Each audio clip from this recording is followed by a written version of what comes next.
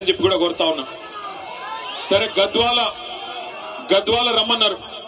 అది పెట్టే మాట్లాడి పెట్టు. గద్వాల రమ్మన్నారు.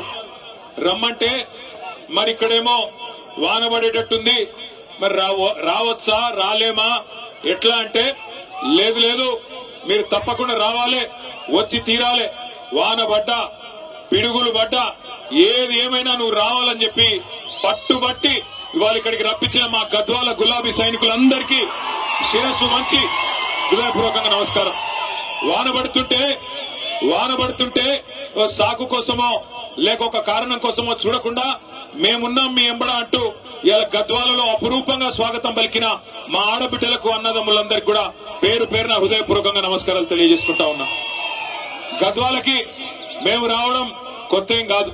మిమ్మల్ని అందరినీ నేను కోరేది ఒకటే, ఇవాళ పెద్దలు కేసీఆర్ గారి నాయకత్వంలో తెలంగాణ రాష్ట్ర సాధనలో కూడా గద్వాలు ఆనాడు పోరాటంలో కూడా ముందున్నది, తెలంగాణ ఉద్యమంలో కూడా ఆనాడు ముందున్నది.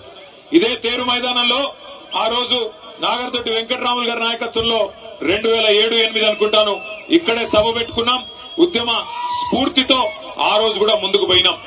కానీ 2014లో రాష్ట్రం వచ్చిన తర్వాత మొదటిసారి ఎన్నికలు జరిగినప్పుడు గద్వాలలో మనం గెలవలేదు.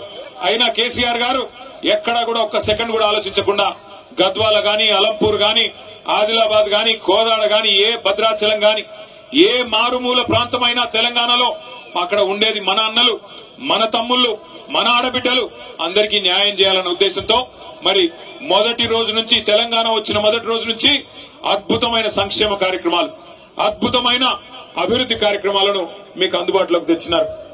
జీవితంలో ఎన్నడన్నా మీరు అనుకున్నారో లేదో నాకు తెలియదు, కానీ ఇవాళ గద్వాల జిల్లా కేంద్రం అయింది అంటే, జోగులాంబ గద్వాలగా జోగులాంబ తల్లి ఆశీస్సులతో జిల్లా కేంద్రంగా మారింది అంటే ఆ ఘనత ఎవరిది?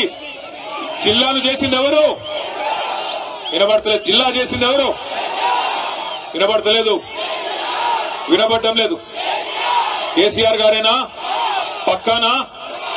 ఒకనాడు మారుమూల ప్రాంతంగా ఒక జూనియర్ కాలేజ్ కావాలంటే ధర్నాలు చేసే పరిస్థితి, ఒక డిగ్రీ కాలేజ్ కావాలంటే ధర్నాలు చేసే దుస్థితి మా తమ్ముళ్ళు, మా విద్యార్థి సోదరులందరికీ తెలుసు.